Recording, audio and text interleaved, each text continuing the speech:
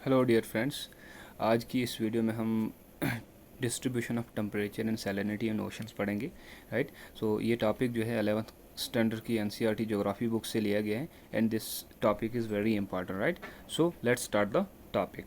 अगर हम इंट्रोडक्शन की हम बात करें तो वी नो कि हमारा अर्थ सरफेस जो है वो कहीं ना कहीं वाटर से ढका हुआ है। That is somehow water proportion अगर हम अर्थ सरफेस पे देखें दैट इज़ समहाउ 71%। और ये एक क्रूशियल रोल जो है इंपॉर्टेंट रोल प्ले करता है अर्थ के जो क्लाइमेटिक सिस्टम है और लाइफ स्पोर्ट भी जो है ये कहीं ना कहीं करता है। अर्थ में जो भी वेदर एंड क्लाइमेटिक कंडीशन होती है वो कहीं ना कहीं इसी वाटर बॉडी से कहीं ना कहीं रेगुलेट होती है और ये जो है क्रूशियल रोल प्ले करता है in order to regulate the life which is present over the earth surface. Right.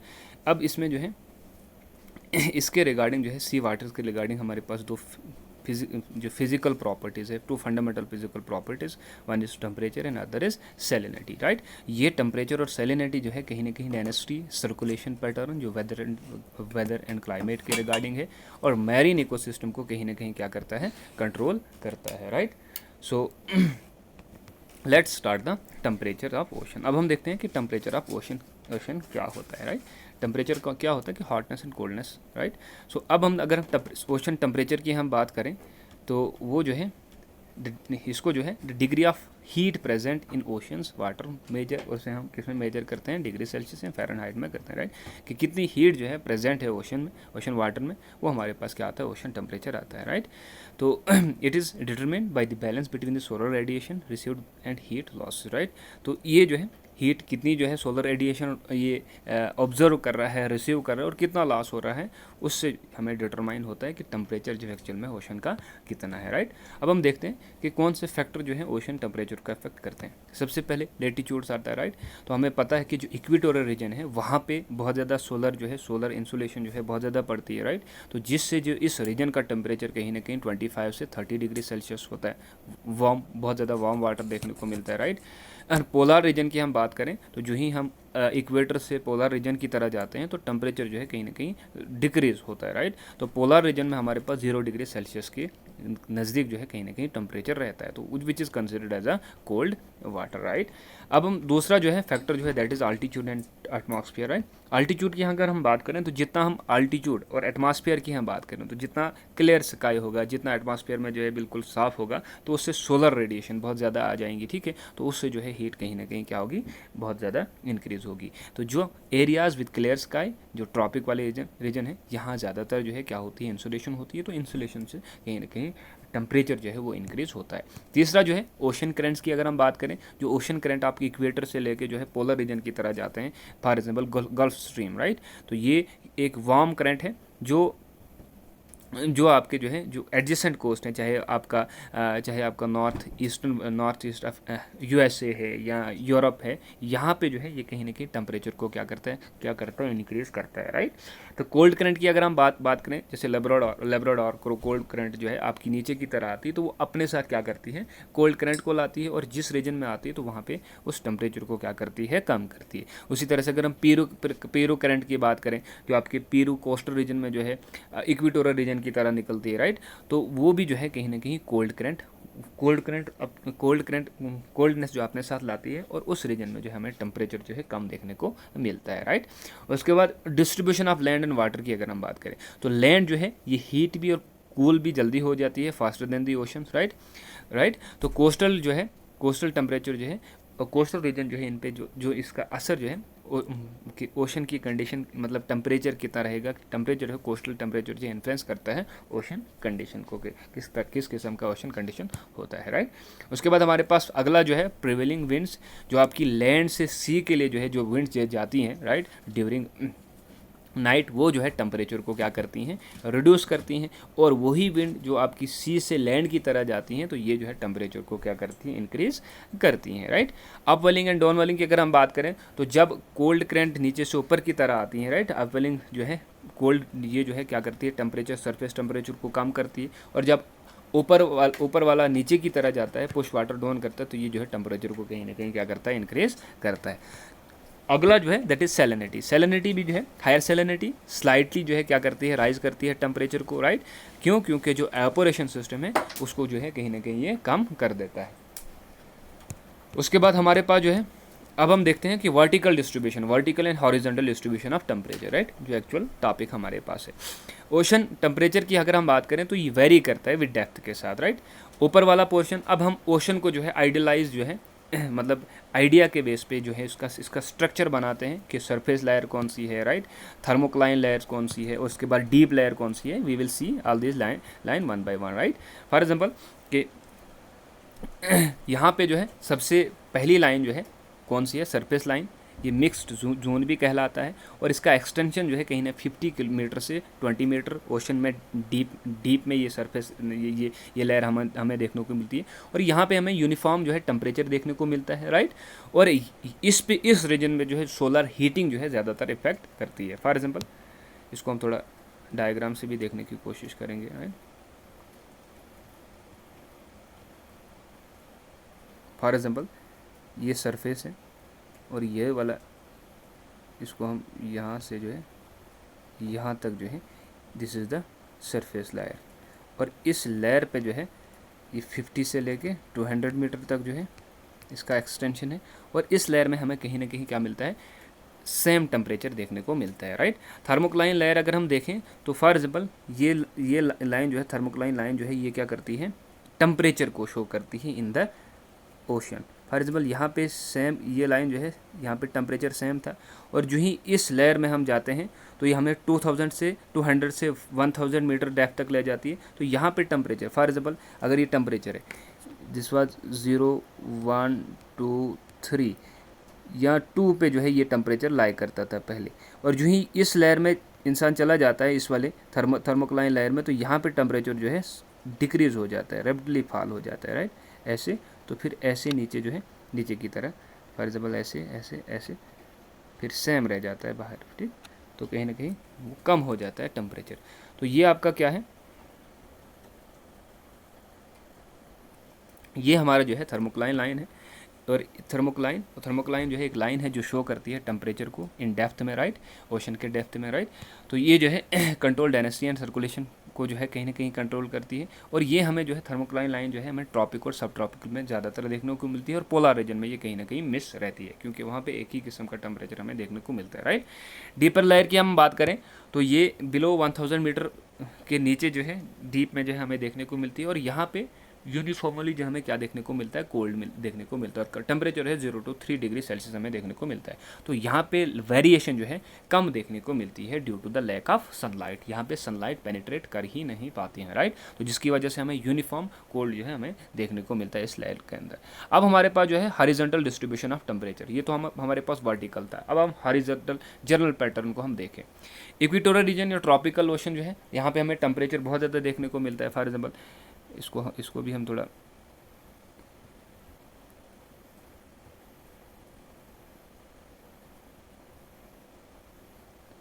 This is equator, और ये वाला रीजन ट्रॉपिकल रीजन, राइट। यहाँ पे जो है टेम्परेचर हमें बहुत ज़्यादा देखने को मिलता है, और जो ही हम ऊपर की तरह जाते हैं तो टेम्परेचर जो है हमें कम देखने को मिलता है। क्यों? क्योंकि इस वाले रीजन पे जो है जो एंगल ऑफ इंसिडेंस है वो जो है 90 डिग्री रहता है सोलर रेज का, इंसुलेशन का, राइट। तो जिसकी वजह से इस रीजन में, इक्वेटोरियल रीजन में जो है हमारे पास टेम्परेचर जो है बहुत ज़्यादा देखने को मिलता है, राइट। सो इक्वेटोरियल रीजन हाईएस्ट टेम्परेचर कहीं ना कहीं 25 से 30 डिग्री सेल्सियस रहता है, यूनिफॉर्मली वार्म देखता है। स्मॉल एनअल रेंजेस जो है हमें देखने को मिलती है, राइट। उसके बाद टेम्परेट रीजन की अगर हम बात करें तो यहाँ पे टेम्परेचर जो है मॉडरेट होता है। एनुअल रेंज जो है कहीं ना कहीं 8 डिग्री से 10 डिग्री सेल्सियस देखने को मिलता है। पोलर रीजन की हम बात करें तो यहाँ पे लो टेम्परेचर रहता है, नियरली फ्रीजिंग देखने को मिलता है, और रेंज जो है हमारे पास लेस देन 5 डिग्री सेल्सियस देखने को यहाँ पे मिलता है, राइट।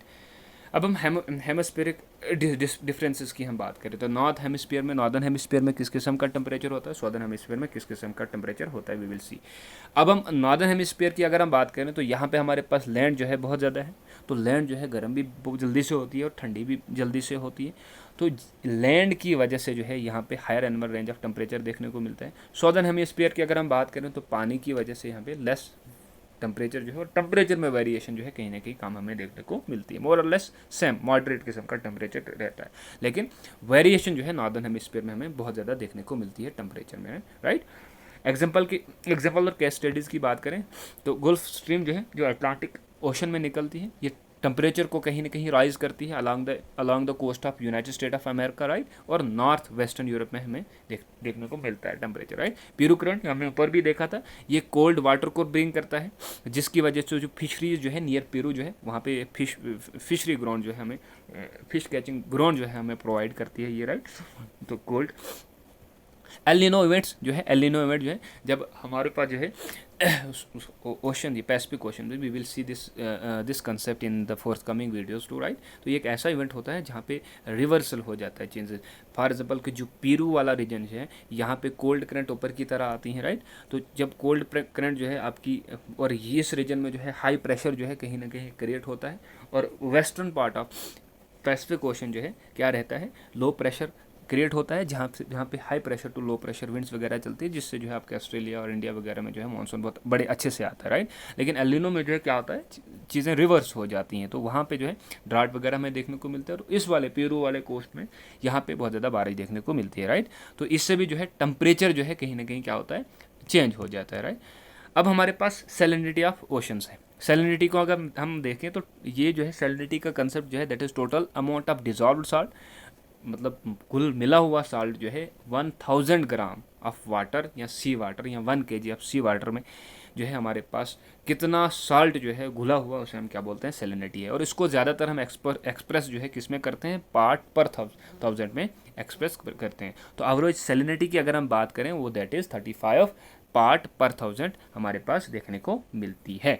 अब हम देखते हैं कि major constituent of the sea water salt, कौन कौन से साल्ट जो हमारे पास सी वाटर में देखने को मिलते हैं। तो ज़्यादातर अगर हम देखें दैट इज़ NaCl, जिसे हम सोडियम क्लोराइड भी बोलते हैं, तो इसका प्रोपोर्शन जो है कहीं ना कहीं 77% जो है साल्ट का बनाता है ओशन वाटर के अंडर। उसके बाद magnesium chloride MgCl2, right, sodium sulphide, calcium carbonate and potassium salt, इस किस्म के साल्ट जो है हमें देखने को मिलते हैं, ये पाए जाते हैं सी वाटर के अंदर, राइट। अब हम देखते हैं कि प्रिंसिपल ऑफ कांस्टेंट प्रोपोर्शन क्या होता है। जो टोटल सैलिनिटी है वेरीज करती है, relative proportion of major salt जो है वो कहीं ना कहीं क्या रहता है, कांस्टेंट सेम ही रहता है। कि जो टोटल सैलिनिटी अगर हम ओशंस की बात करें तो ये कहीं ना कहीं वेरी करती है, लेकिन जो relative proportion of major salt है वो कहीं ना कहीं क्या रहता है, कांस्टेंट ही रहता है। That is the principle of constant proportion, right.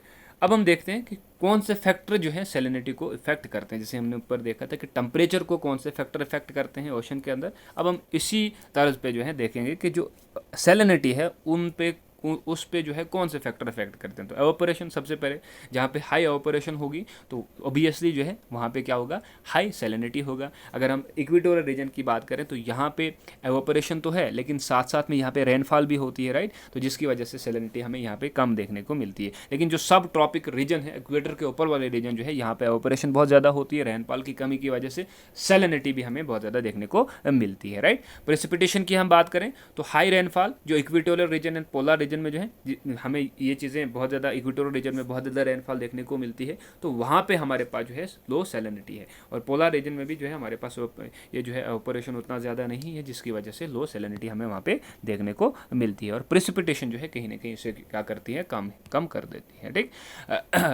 River run of water अगर हम देखें तो ये जो है डाइल्यूट करते हैं सी water near coast, right.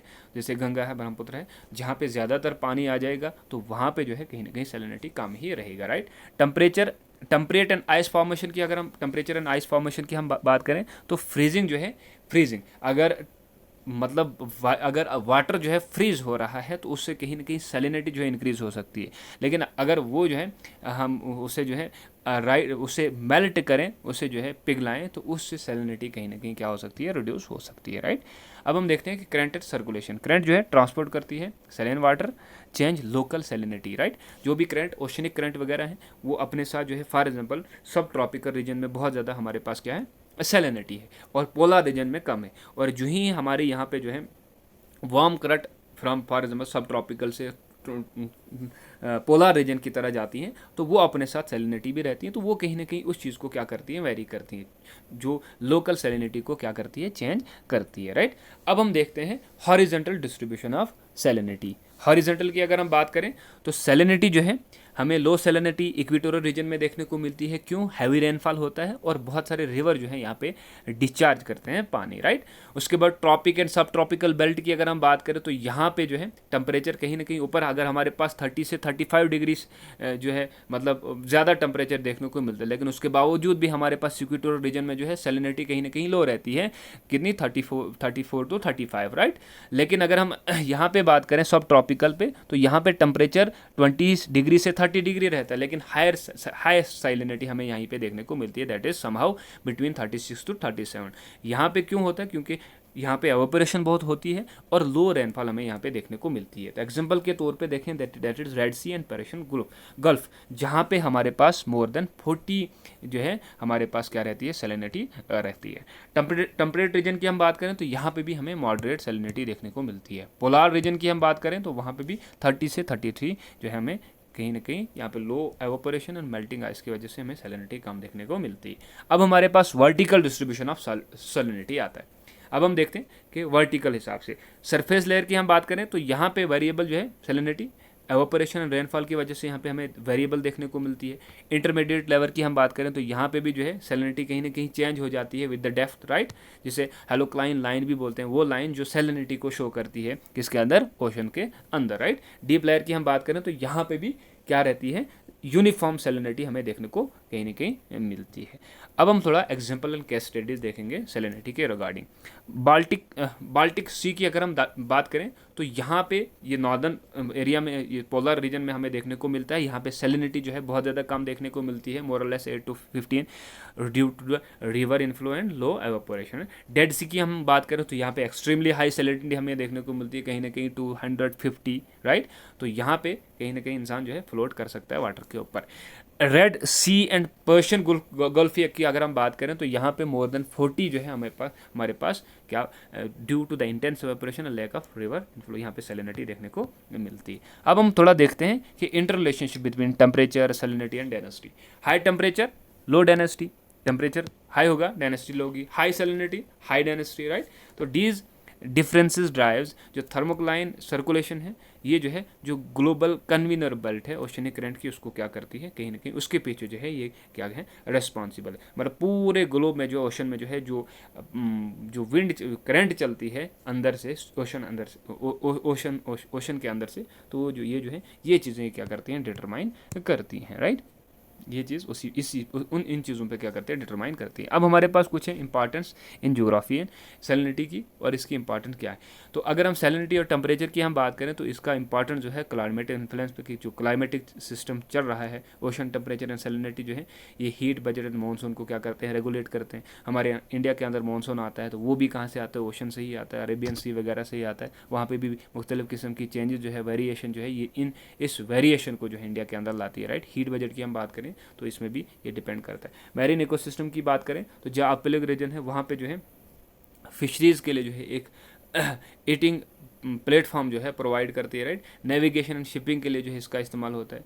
Knowledge of current and temperature जो है ये बहुत ज़्यादा इंपॉर्टेंट है, फिर हम नेविगेट कर सकते हैं, शिपिंग वगैरह जो है कर सकते हैं ओशन के अंदर। क्लाइमेट चेंज जो है हम इसको समझ सकते हैं कि मेल्टिंग आइस जो है ये सैलिनिटी और जो थर्मोक्लाइन जो है इस सर्कुलेशन को क्या कर रही है? डिस्टर्ब कर रही है, राइट। तो कुछ जो है हमारे पास थर्मोक्लाइन, ये रैपिड फॉल इन टेम्परेचर, और ये कहीं ना कहीं क्या होता है? एब्सेंट होता है पोलर रीजन के अंदर।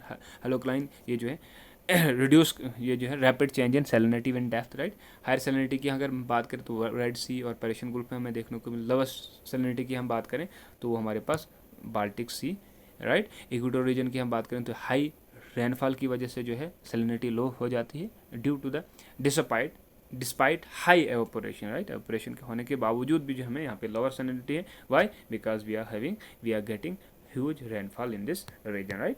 ट्रॉपिक की अगर हम बात करें तो हाई ऑपरेशन है, हाई सैलिनिटी हमें देखने को मिलता है। टेम्परेचर की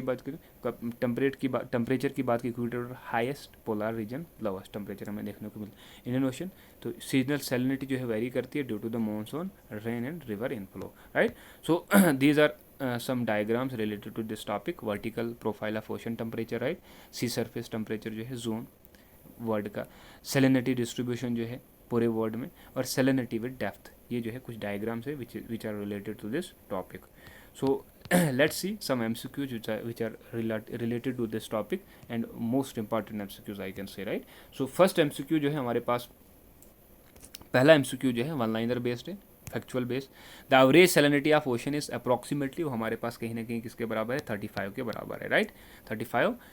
35 पार्ट पर 1000, right.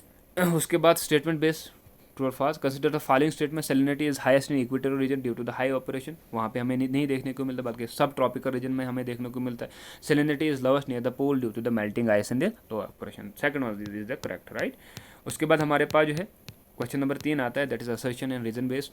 Ocean surface temperature highest near the equator, right. These regions receive the maximum vertical insolation throughout the, ये हमें देखा कि दोनों जो है कहीं ना कहीं क्या करते हैं, करेक्ट है, राइट. क्रोनोलॉजी बेस अगर हम देखें तो arrange the following oceanic layer by increasing depth. सबसे पहले ऊपर सरफेस लेयर, उसके बाद जो है थर्मोक्लाइन, उसके बाद डीप. तो मीन्स पहला जो है दूसरा स्टेटमेंट होगा, दूसरा जो है तीसरा स्टेटमेंट, और तीसरा जो है फर्स्ट स्टेटमेंट होगा, right. So option B is the correct. Conceptual base, which of the following factor describe the salinity of ocean, ठीक है. तो इसमें हमने देखा कि कौन सा फैक्टर जो है वो डिस्क्राइब करता है, डिक्रीज करता है salinity of the ocean water. तो वो हमारे पास रिवर इन्फ्लक्स, जहाँ पे रिवर जो है ज़्यादा जाते हैं ओशन के अंदर, तो वहाँ पे सैलिनिटी की हमें क्या मिलती है, कमी ही देखने को मिलती है, राइट. और डाइल्यूट करता है. वन लाइनर ओशन बेस, विच ओशन बेसन show the highest average salinity, जो है पैसिफिक है, अटलांटिक है, वो हमारे पास अटलांटिक ओशन में ज़्यादातर देखने को मिलता है सैलिनिटी, वो अराउंड 37 पार्ट पर 1000 हमें देखने को मिलता है.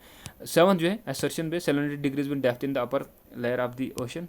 सैलिनिटी जो है डिक्रीज होती है with depth in the upper layer, वो हमने एवापोरेशन प्रेसिपिटेशन अगर ओनली एट द सरफेस, ये भी हमने करेक्ट देखा, राइट.